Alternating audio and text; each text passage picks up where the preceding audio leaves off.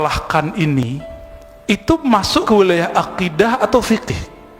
Saya mau tanya. Kalau di akidah kalimatnya cuma 2, 3 ya. Muslim, fasik, kafir. Muslim, kafir, Islam, fisk, kefasikan. Yang ketiga, kufur. Kalau dalam hukum fikih, jika perkaranya perkara hukum murni, maka dia bisa jadi 5. Wajib, mustahab, sunat kalau bahasa kita. Apalagi mubah, boleh, makruh, haram. Di wilayahnya cuma 5 ini. Nggak ada di situ, murtad tuh nggak ada.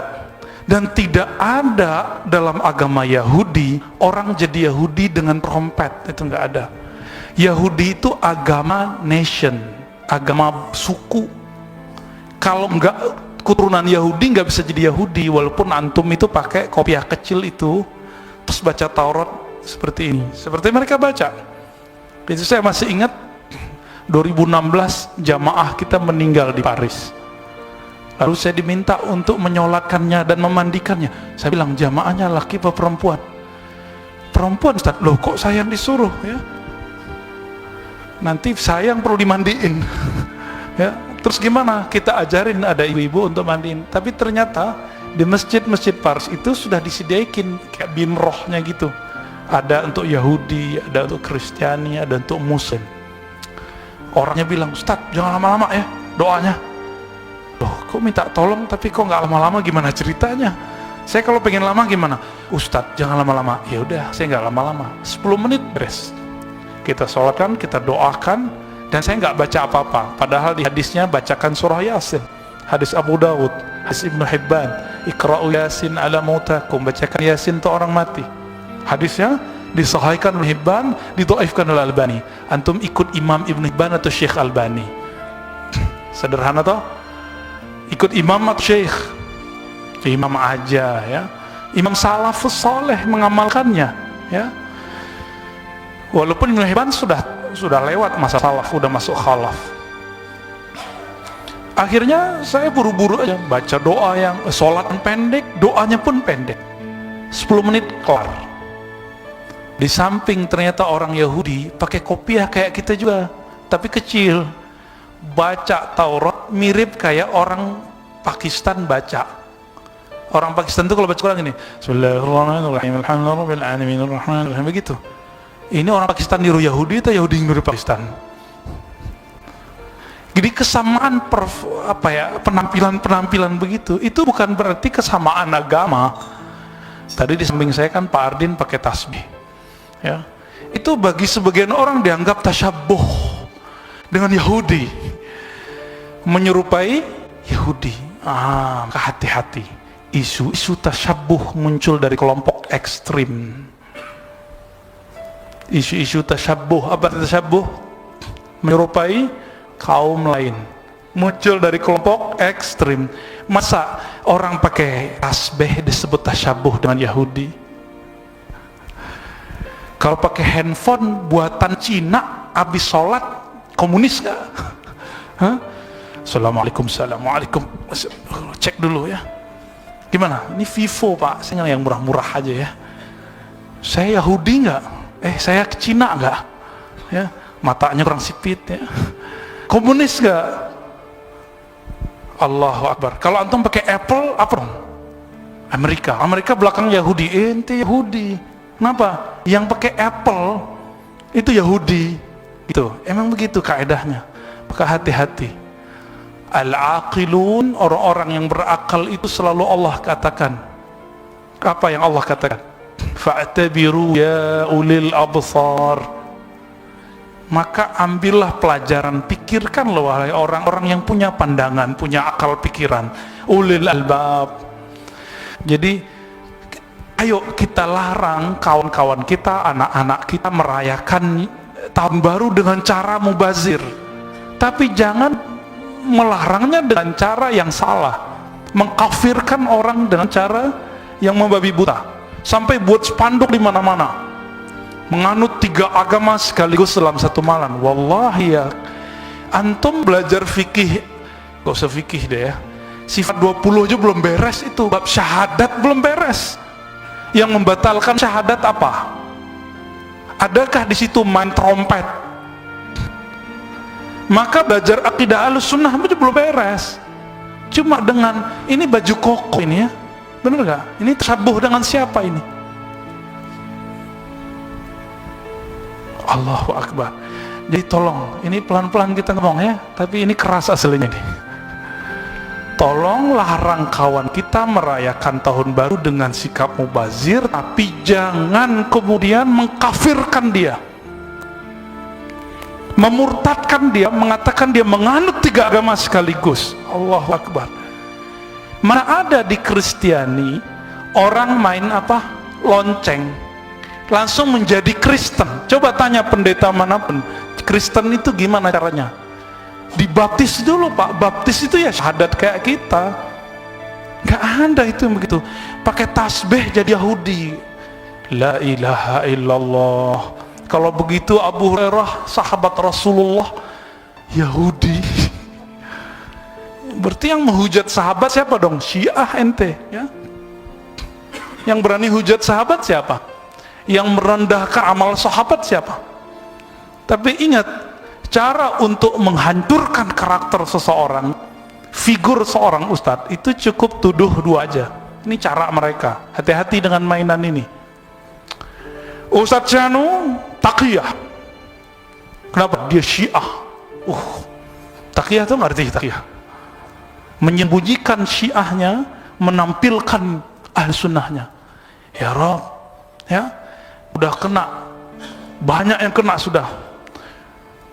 Ulama ahli tafsir kita, Quraisy, Syihab, dituduh Syiah. Kalau nggak Syiah, tuduhan kedua, wah ini paling enak. Oh lulusan mana? UIN. Dosen di mana? UIN. Dari mana? Ciputat. Ya sudah, liberal. Allahu Akbar.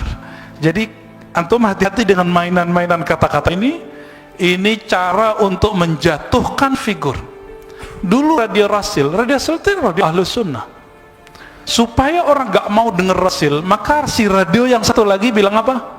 Itu radio Syiah. Betul, dulu ada orang Syiah yang taqiyah di situ, udah dibersihin semua, udah aman. Kalau tasyayyu itu banyak orang kena. Tadi tasyayyu, mencintai Ali, itu banyak yang kena. Tapi kalau Syiah itu pasti Rafidhah, mencaci para sahabat, bahkan mengkafirkan para sahabat. Itu nggak mungkin. Jadi teman-teman semua, saya mengimbau, mari pergantian tahun itu diisi dengan hal yang positif. Buat pengajian kayak, tapi jangan buat sholat akhir tahun, nggak ada. Akhir tahun Masehi ada nggak? Nggak ada. Kalau doa ada buat ulama, tapi itu akhir tahun Hijriah, awal tahun Hijriah. Nggak disebutkan itu tahun Masehi, nggak disebutkan. Wallahu a'lam. Ya, kalau dibuat misalnya malam tahajud tahun baru, itu baru bid'ah. Tapi sholat tahajudnya bid'ah nggak? Eventnya kok malam tahajud doang? Itu dalam hukum fikih, jangankan itu ya. Nabi SAW memakruhkan, melarang sebagian sahabat yang mengkhususkan malam Jumat untuk qiyamul lail. Nabi maunya tiap malam qiyamul lail. Jadi mari nanti nggak usah main trompet, nggak usah main apalagi tuh yang ketiga, nggak usah main begituan. Kalau ngumpul-ngumpul doang, ngopi boleh nggak? Ya boleh. Nonton bola boleh nggak? Ya nggak apa-apa. Yang jadi dia mirip kayak hukum-hukum yang lain, kontennya apa, maka itulah hukumnya. Gitu ya. Ini tipsnya, kalau nggak jadi ustadz nggak apa-apa. Sekarang kita kasih kuncinya. Isi perbuatannya, aktivitasnya apa, itulah hukumnya. Oke? Kita masuk ke kitab yang ngomong kalbu aja ya. Itu ngomong horor dikit. Allahumma salli ala nabiyyina Muhammad wa ala alihi wa sahbihi ajma'in. Kita masuk ke tokoh yang disebutkan di kitab ini, tokoh yang ke-49. Nama imamnya Abu Ishaq Ibrahim Al-Qassar atau Ibrahim bin Daud Ar-Raqi. Beliau ulama Syam. Syam itu yang kita sebut Suriah, Lebanon, Palestina, Yordan. Tersebut dengan Suriah. Apa Syam ya? Syam ini mempunyai tradisi kelembutan kalbu. Maka saya punya beberapa guru dari Syam, itu kalau ngomong tuh enak. Kita kayak dibuai-buai gitu. Misalnya ngomong Arabnya gini, ayyuhal ikhwah, il'alamu anna qulubakum manzuratun baina yadayillah. Nah gitu ngomongnya ya. Fa inna Allah ta'ala yanzuru ila qulubikum. Jadi gitu aja enak. Beda orang Mesir. Ya. Kenceng kalau orang Mesir. Tapi orang Mesir itu lebih akrab dari orang-orang yang lain. Ya. Lain lagi dengan Saudi, lain lagi dengan Irak. Irak ini paling kenceng ngomongnya ya. Itu kalau khutbah kayak perang, Pak. Perbedaan-perbedaan begitu ya, mirip-mirip kayak orang Padang, Batak, Toraja, Jawa. Beda kan kayak khutbahnya. Sunda beda lagi tuh ya. Nah, teman-teman semua, imam ini berasal dari Syam dan pernah menjadi orang yang sama-sama berguru bersama imam yang sering kita kenal, Imam Al-Junaid ya, Al-Junaid Al-Baghdadi, disebut Imam Ta'ifah, Sayyid Ta'ifah, imam pemimpin sufi, ulama salafus saleh, wafat tahun 297 Hijriah lebih kurang. Maka sufi dari salaf, maka orang yang menghujat sufi menghujat salaf. Hati-hati ya, karena hari ini berani-berani ustaz-ustaz sekarang tuh berani-berani ditanya sufi, jawabnya apa? Zindiq. Berarti Imam Junaid zindiq, Pangeran Diponegoro zindiq, Sunan Gunung Jati zindiq, Sunan Ampel zindiq. Kenapa? Sufi. Ar-Razi zindiq. Kenapa? Bela sufi. Dari mana begitu kalimatnya? Terus yang dinukil qaul Imam Syafi'i yang tidak sahih bersumber dari beliau. Kata Imam Syafi'i dalam qaul yang tidak sahih, kalau kamu melihat orang dungu, falyanzur ila sufi, maka lihatlah si sufi. Saya kasih tahu di diwan Imam Syafi'i menukil qaul sufi banyak sekali. Berarti Imam Syafi'i murid orang dungu dong. Ya, ini sekarang kita mulai kenceng-kenceng, Pak. Ya, kenapa? Mereka kenceng sama kita. Idfa' billati iya ahsan. Ya, kita membalas, menyerang kembali, mengkritis kembali dengan cara yang ahsan, betul, dengan cara yang baik, lebih ilmiah, insya Allah. Ya. Namun kalau dia mau ngajak baik-baik, ya kita bil mau'izatil hasanah. Kalau wajadilhum billati iya ahsan. Ini ayat untuk non muslim, Pak. Apalagi sesama muslim. Maka nggak boleh menggunakan kalimat zindik kepada sesama muslim. Haram hukumnya. Antum termasuk orang fasik. Kenapa? Dalam hadis yang sahih, sibabul muslim fusuq, mencaci sesama muslim adalah fasik. Saya walaupun beda dengan salafi, beda dengan hati, saya nggak pernah mengatakan mereka zindik. Saya beda dengan beberapa ustaz di sini, kita nggak pernah bilang dia zindik, sesat, gitu nggak pernah. Ahlu bid'ah nggak mau kita cuma katakan nahnu ittafaqna alal ikhtilaf, kita sepakat untuk tidak sepakat. Mau nggak? Sepakat untuk tidak. Kenapa? Jangankan antum, Abu Bakar dan Umar radhiyallahu ta'ala anhuma itu banyak nggak sepakatnya, namun mereka ngobrol, mereka dialog. Kita kan nggak mau dialog, kita maunya main-main serang-serang dari satu pihak. Nah, itu yang tidak baik. Taib.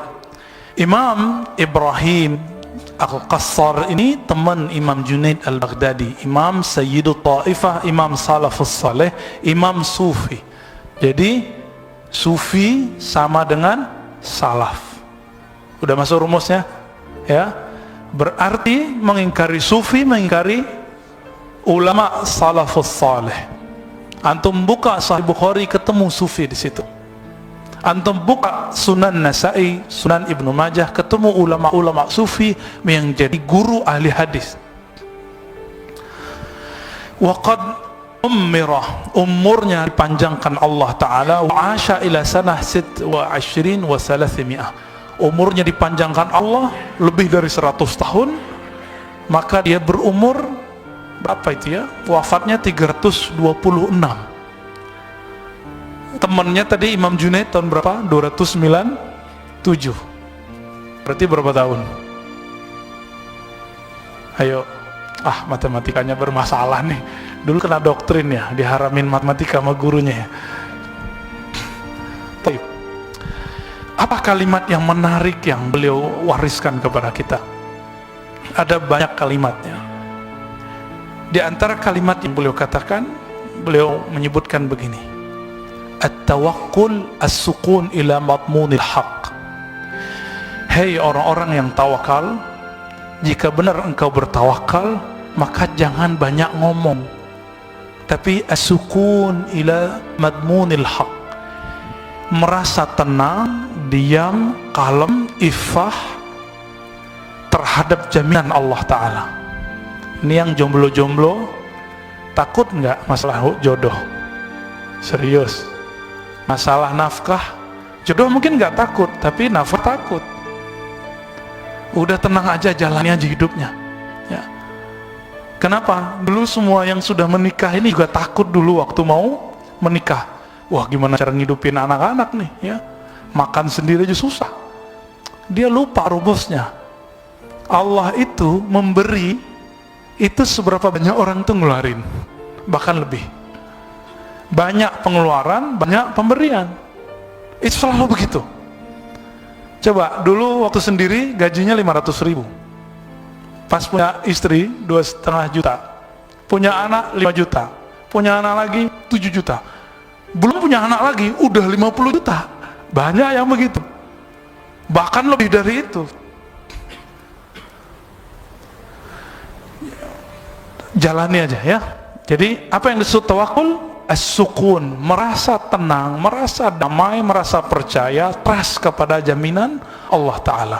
Orang kalau percaya itu masih ada ragu nggak? Jadi kalau masih bertanya-tanya, besok, nanti, tahun depan aku gimana nasibnya, itu orang belum tawakul ya.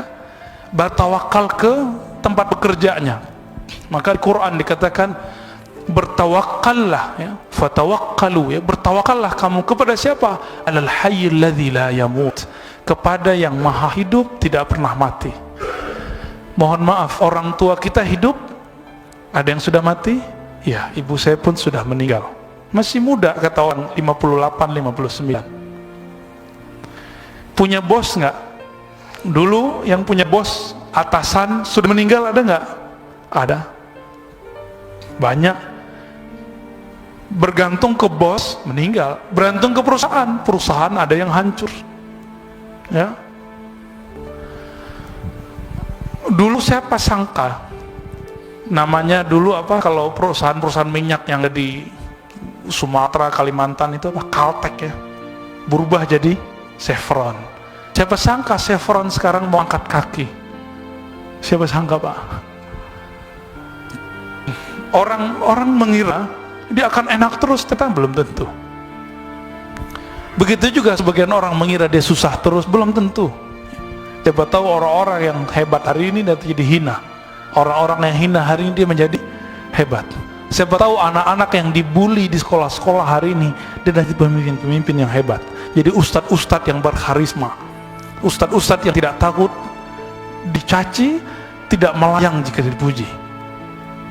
Nanti akan ketemu orang-orang begitu. Kalimat beliau yang kedua, sebenarnya penjelasan ini banyak, kita lanjut aja ya.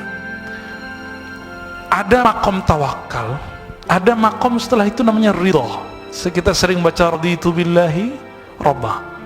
Makom itu Bapak Ibu Saudara makan Allah, itu mirip dengan stasiun rohani, kayak stasiun kereta lewat, nanti dia balik lagi, gitu terus, dia muter. Tapi perasaan pertama melewati satu stasiun beda nggak dengan yang kedua? Beda. Waktu berangkat ke suatu tempat terasa lama nggak? Waktu balik terasa cepat. Kira-kira begitulah pengalaman orang rohani. Begitu terus Pak, begitu terus. Dulu waktu kita mikir masuk SMP, lalu SMA, rasanya lama sekali 6 tahun. Ternyata ada yang udah selesai S2, ada yang selesai S1, ada yang selesai S3. Diingat cukup dengan 1 detik, langsung ingat semua. Kalau perlu ada sekolah lagi, kira-kira begitu sebagai sebagian orang. Apa kata beliau? Ar-radhi, orang yang ridha itu la yas'al, adalah orang yang tidak banyak bertanya dan meminta-minta, baik kepada Allah apalagi kepada makhluk. Masa ridha kepada rezeki Allah, tidak minta kepada Allah tapi minta ke makhluk? Ada nggak orang begitu? Kurang doanya tapi minta ke makhluk. Imam Ibn Athaillah mengatakan, du'auka, kadang-kadang kamu berdoa tapi kamu menuduhnya. Menuduhnya apa? Dia lupa untuk memberimu. Menuduhnya bahwa dia terlambat untuk memberikan hajatmu. Kadang-kadang kita doa begitu, benar nggak? Itu menuduh. Doa begini nggak lebih afdal dari zikir. Sebaiknya stop dulu doanya, zikir dibanyakin. Udah bagus zikirnya baru doa lagi. Apa kata beliau? Kata beliau berikutnya, walaysa min syartir ridha al-mubalaghatu fi du'a. Syarat orang ridha, orang tawakal itu bukan banyak doa. Banyak apa? Banyak usaha dan tidak meminta-minta kepada makhluk Allah. Ini yang disebut ifat. Ya. Lalu beliau mengatakan, hasbuka minad dunya suhbatu faqirin wa khidmatu waliyin.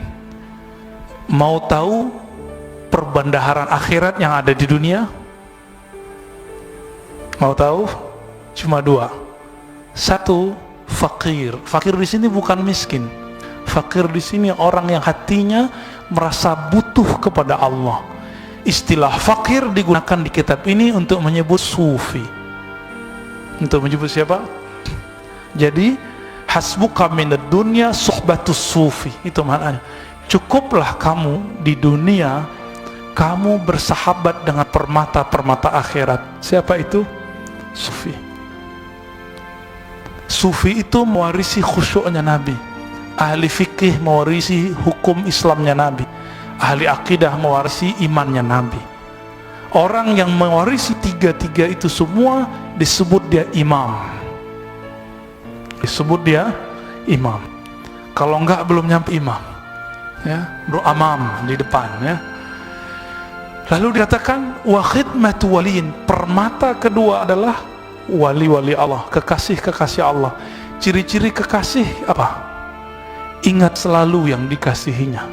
Maka ciri-ciri wali, kalbunya, lisannya tidak putus menyebut nama Sang Maha Kekasih, Allah Ta'ala, lalu Rasulnya Sallallahu Alaihi Wasallam, lalu pengikut Rasulnya sahabat radhiyallahu ta'ala anhum, lalu pengikut sahabatnya. Ini yang disebut menyebut sanad keilmuan. Oleh karena itu ulama salafus saleh mengatakan, zikur salihin tazilur rahmah. Menyebut nama guru-gurumu yang soleh yang terdahulu adalah bagian dari rahmat. Tanzilur rahmah, rahmat turun. Itu sebabnya orang-orang yang tidak mau berguru, yang gengsi berguru, rahmat kurang bercucuran dari lisannya. Wajahnya jauh dari kasih sayang. Kalimat-kalimat yang muncul dari mulutnya ini, kalimat-kalimat yang tidak mewarisi rahmatnya Rasulullah Sallallahu Alaihi Wasallam. Satu kali Rasulullah menangis ketika anaknya Ibrahim wafat. Beliau nangis. Ternyata Rasulullah itu manusia, bukan. Tapi nggak perlu bilang rembes, ya, nggak perlu bilang dia nyolong, ya. Untungnya dia sudah minta maaf ya. Kalau nggak kita debat habis-habisan. Masa Allah biarkan seorang nabi penghulu alam semesta, tapi Allah jaga seorang nabi Bani Israel bernama Nabi Musa? Dijaga nggak Nabi Musa ketika dihanyutkan? Dijaga nggak? Rembes nggak? Enggak. Sesat nggak? Enggak. Maka mustahil seorang Nabi Muhammad itu kemudian terlantar nasibnya. Mustahil. Maka orang-orang yang mengatakan itu wajib tobat kepada Allah Ta'ala, minta maaf kepada Rasulullah. Gak perlu minta maaf ke umat Islam, gak perlu minta maaf ke kita, minta maafnya kepada Allah dan Rasulullah SAW. Dia wajib banyak salawat, gak kurang dari 1000 dia salawat itu. Kalau kurang dari 1000, gimana dia menebus cintanya ke Rasulullah SAW? Guru-guru kita untuk menebus emosionalnya yang tinggi, kebencian yang ada di kalbunya, dia kemudian menebusnya dengan salawat.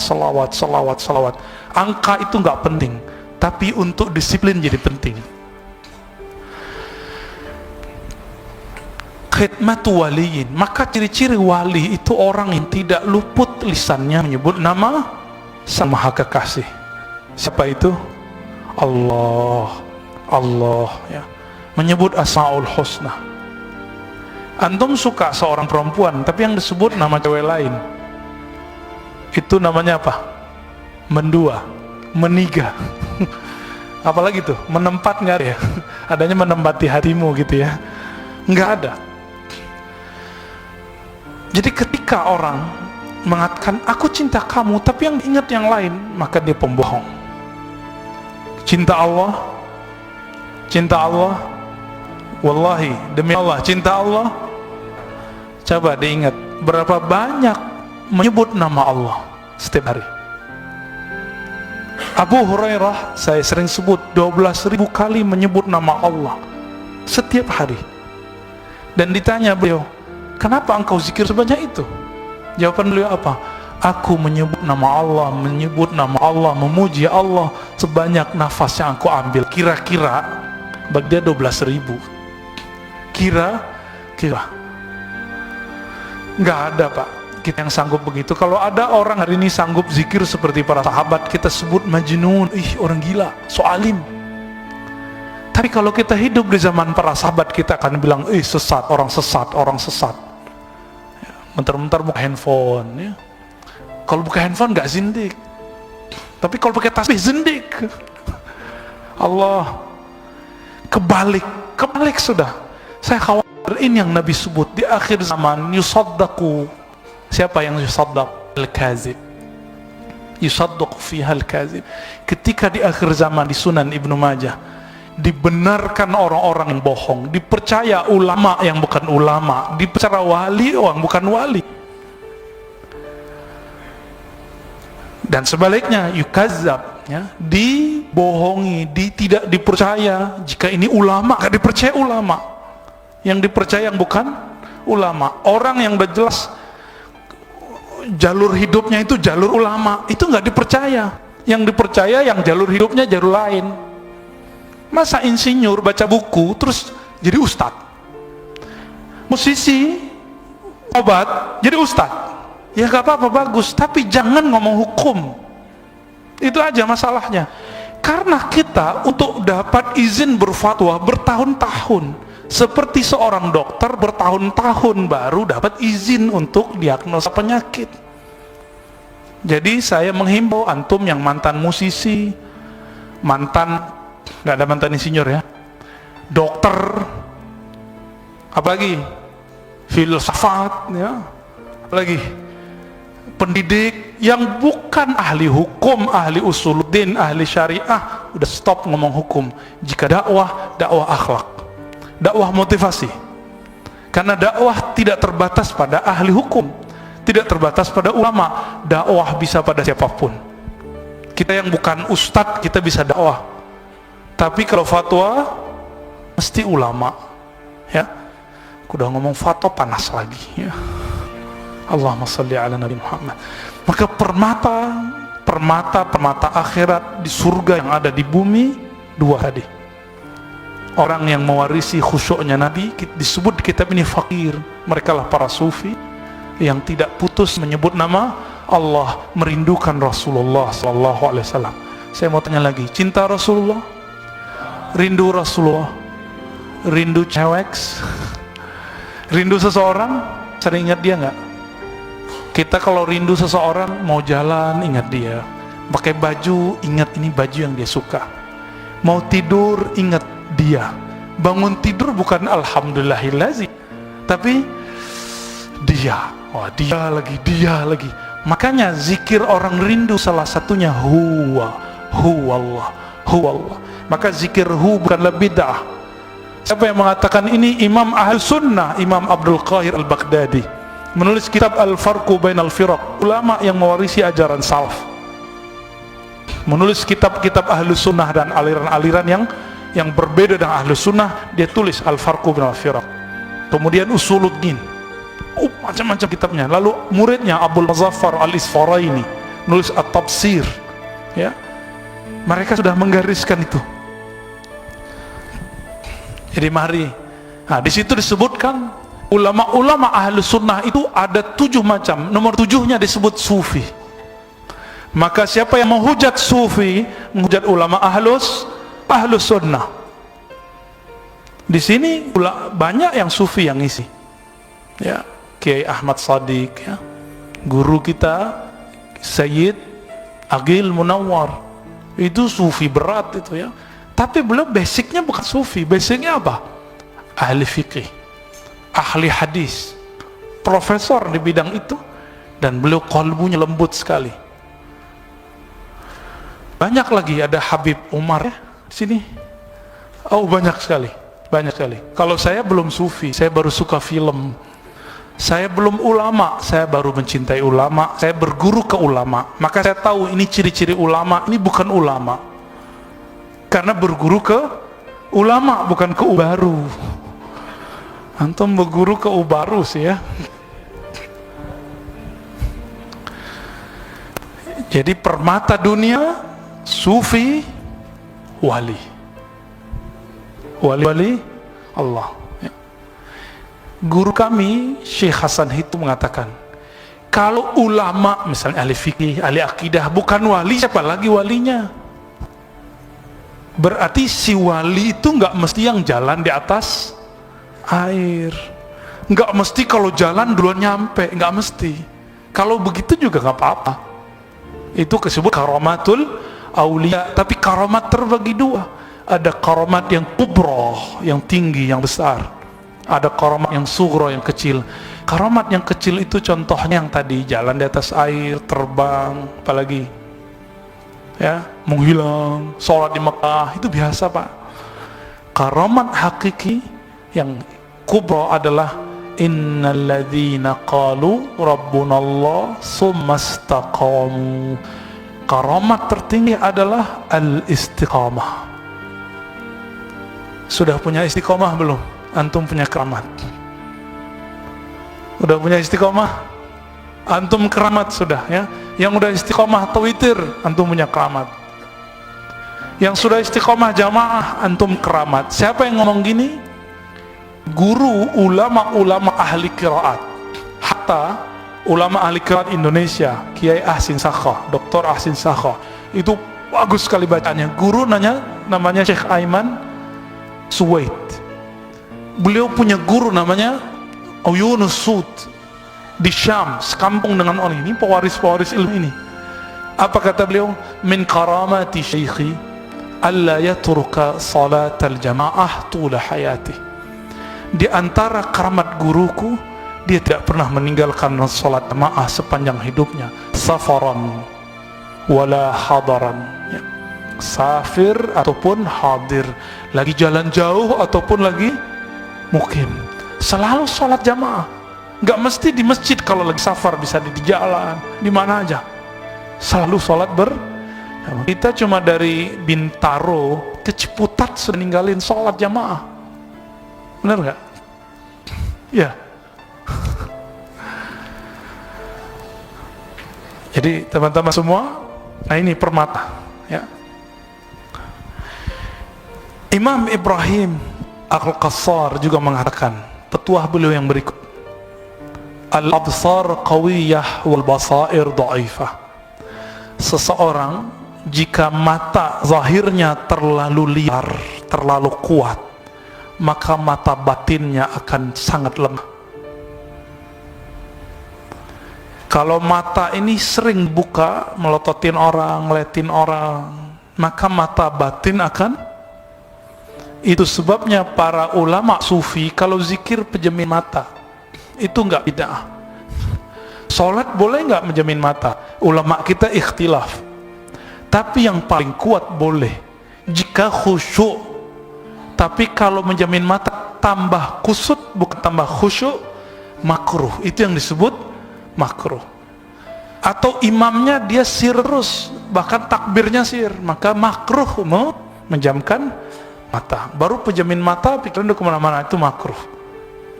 Jadi pejam tidak pejam itu masalah media, bukan masalah pokok. Ya, itu persoalan fikih, tidak ada di hadis ya. Jadi gimana mereka berzikir? Maka coba lihat, pandang itu guru-guru ahli qalbu itu kalau zikir dia pasti pejam mata. Subhanallah, subhanallah, subhanallah. Kenapa pejam mata? Imam Ghazali mengatakan qalbu itu dia punya antena. Salah satu yang paling kuat namanya basar, sifat yang ada pada mata. Ya. Ketika si basar dibuka, maka si basirah, si qalbu akan tertutup. Namun kalau sudah terlatih seperti para wali dan para nabi, maka mau matanya kebuka ataupun tertutup sama. Inilah makomnya Nabi. Apa kata Nabi? Tidur mataku wala tanamu qalbi, tapi tidak tidur kalbuku. Pernah ngalami nggak? Pernah ngalami diangkot ya, denger kan kiri gitu ya. Nah, bukan yang itu ya. Apalagi kata beliau, man iktafa bi ghairil kafi iftaqara min haitsu istaghna. Siapa yang merasa hidupnya cukup tanpa bergantung kepada yang maha cukup, siapa itu? Allah. Iftaqara min haitsu istaghna. Dia saat itu menjadi miskin, mentalnya miskin, padahal dia dalam keadaan berkecukupan. Coba lihat, kenapa banyak koruptor? Koruptor rata-rata miskin apa kaya secara fisik? Materinya banyak, duitnya banyak. Yang lagi rame di sosmed, di berita, Setnov yang pura-pura nabrak tiang listrik, itu rumahnya 600 M Pak. Gaji antum berapa tahun tuh ya? Mungkin mati hidup lagi gitu baru bisa ya. Kurang apa dia sehingga dia kemudian korupsi? Gak kurang apa. Ini yang disebut. Jadi ini kalimat kayak kutukan, tapi sebenarnya bukan kutukan. Yang merasa cukup dengan dengan zat, dengan orang yang tidak bergantung kepada yang maha cukup yaitu Allah Ta'ala, maka dia terlaknat, terkutuk, kualat menjadi orang yang bermental miskin. Maka coba lihat di tempat kerja kita, orang-orang yang bergantung ke bos itu mentalnya mental miskin. Walaupun dia punya mobil, dia punya rumah bagus, mungkin istrinya pun lebih banyak dari kita ya. Mau dikutuk jadi orang miskin? Nggak mau ya. Taib. Al-kifayat tasilu ilaika bila ta'bin wal ishtighal wa ta'b kulluha fil fudul. Apa kata beliau? Kecukupan fasilitas Allah Ta'ala datang kepadamu tanpa susah payah. Coba, perlukah kita menghimbau oksigen? Hei oksigen datang dong, aku mau menghirup nih gitu. Perlu nggak? Nggak perlu. Tapi dia datang tanpa kita susah mengambilnya. Ada yang pernah mengalami sesak nafas? Susah nggak? Lalu dikasih oksigen murni, sejuknya bukan main, dan itu harganya mahal, 1 liternya udah sekian. Apa kata beliau? Kecukupan dari Allah telah Allah berikan kepadamu tanpa kamu capek. Tapi ingat, al-ishtighal wa ta'bu kulluha fil fudul. Justru orang akan kelelahan ketika dia mengejar kelebihan, duit yang banyak, harta yang banyak, rumah yang banyak. Benar nggak? Kita berangkat pagi, sama saya juga begitu kalau ngajar. Berangkat pagi, pulang sore dari kampus, dari kantor ya kan? Dari tempat bekerja. Berangkat pagi macet, pulang juga macet. Karena emang hidup sudah begini, gak usah sesali lagi macam itu, nikmati aja. Nah, ini yang disebut sohbatu faqirin, bersahabat dengan orang yang berakhlak seperti akhlak Rasulullah sallallahu alaihi wasallam.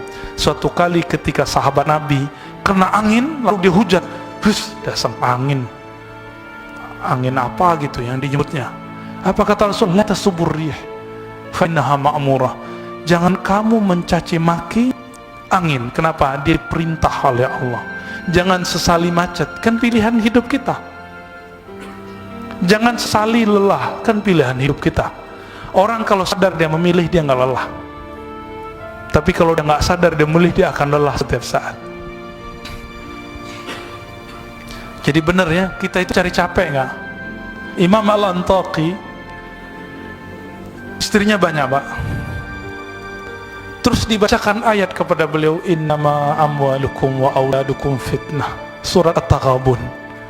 Beliau nangis dan mengatakan, ya Rabb, Engkau mengatakan anakmu, hartamu adalah ujian yang melelahkanmu, fitnah.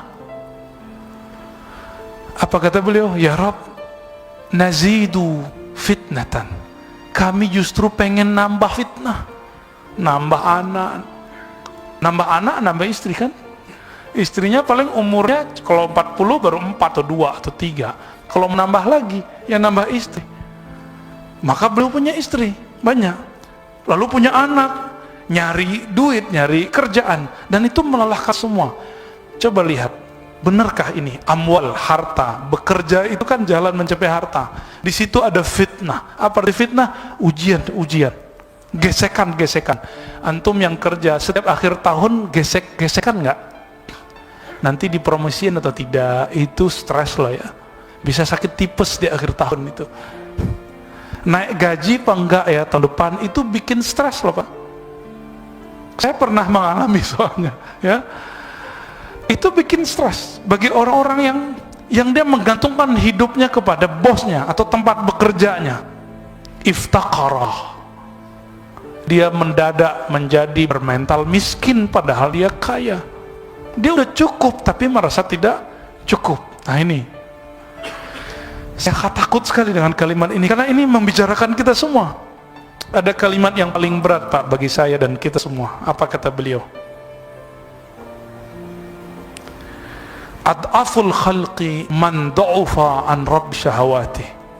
Makhluk paling lemah itu adalah makhluk yang paling tidak kuat menahan syahwatnya. Dan kita semua adalah orang-orang yang tidak kuat menahan syahwat kita. Baru lewat yang bening gak kuat gitu, mata untuk ditarik, maunya ketarik ke situ. Bener gak?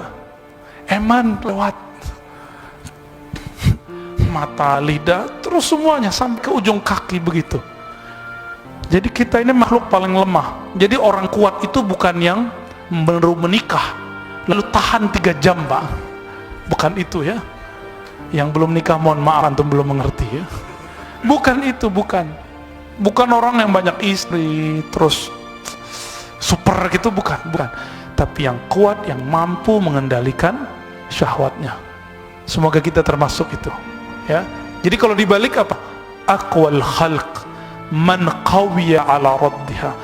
Maka sebaik-baik, sekuat-kuat makhluk ya Allah yang paling sanggup, yang paling kuat mengontrol hawa nafsunya. Tapi ada nafsu yang berat untuk para dai, para ustadz, para ulama. Apa? Lisan. Ini paling berat bagi ulama, bagi ustadz.